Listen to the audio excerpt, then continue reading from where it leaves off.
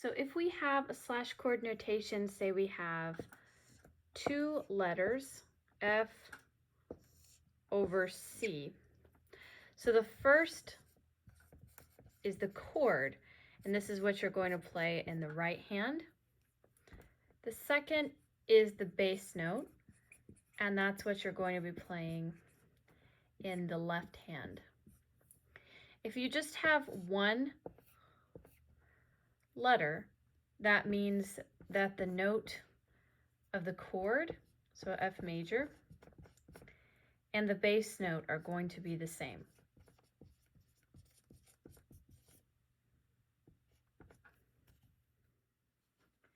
Here's what you need to know about the chords in the right hand. So that's going to be the first of the two.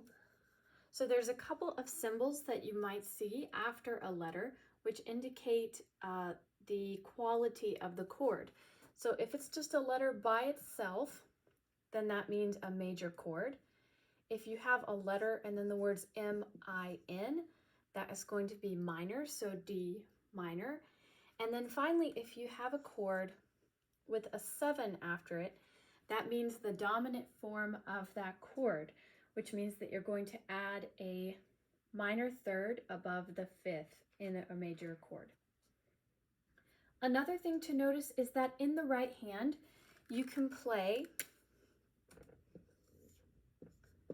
any inversion of these chords as long as you're doing the bass note that it gives you to do in the left hand. One example of this, if I have just F major, that means I'm going to play an F major chord in the right hand and a bass note F in the left hand. If I have F over C, that means I can play some version of F in the right hand. So it can be first, second inversion, or root position, and then I'm going to play a C with my left hand.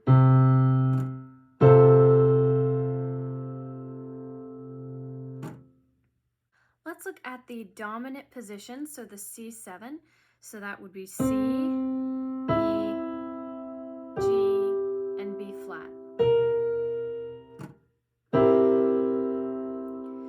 I'm playing this with fingers 1, 2, 3, and 5.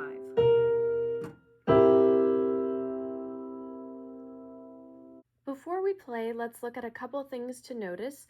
So we are not playing the melody. We're not playing this top line. We're doing a two-handed accompaniment to accompany the melody. Now when you play this for the exam, I won't be playing the melody, you'll just be playing by yourself.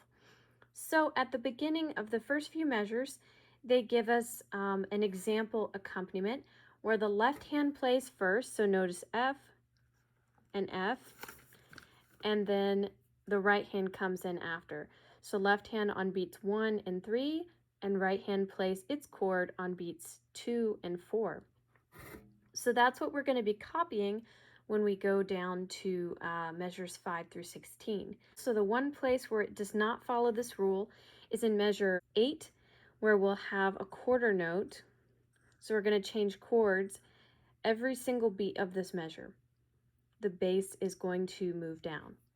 Here's my first example of the song. Remember that we can play the right hand chords in root position or in some other inversion. So I'm going to play first the way the book writes it. I'm going to play all of the notes in the inversions. Starting at measure 5, so 1, 2, ready, play.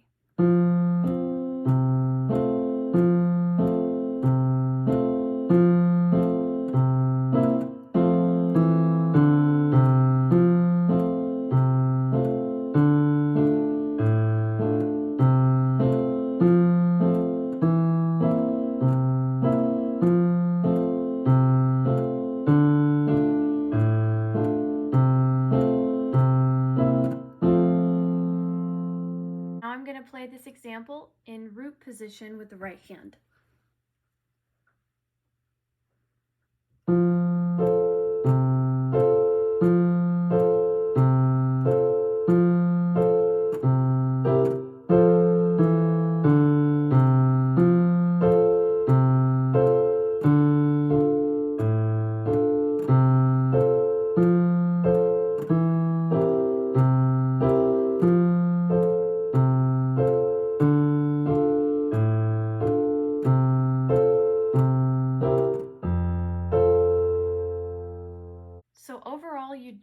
the freedom to do what you want with the right hand as long as you're playing some inversion of that chord and the correct bass note in the left hand.